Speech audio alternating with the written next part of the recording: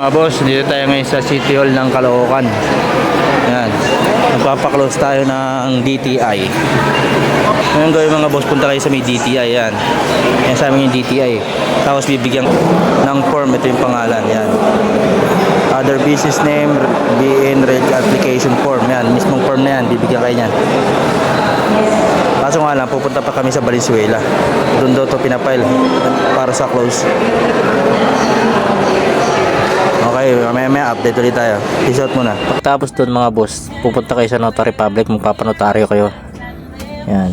Yan yung requirements nila. Tapos namin magpanotaryo mga boss, pumunta na kami dito sa may Valenzuela City Trade Center. Dala ko yung mga papel. Magpa-xerox rin pala kayo ng ID nyo mga boss. Tapos pagkrating nyo dito, magbabayad lang kayo ng 30 pesos. Saglit lang mga boss, saglit lang magpakulos ng ng DTI. Ngayon 2024 latest to mga boss. Yan.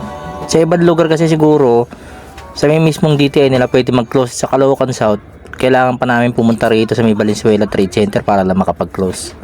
Yun lang mga boss, sana may naitulong ako sa inyo sa share ko na to. Thank you.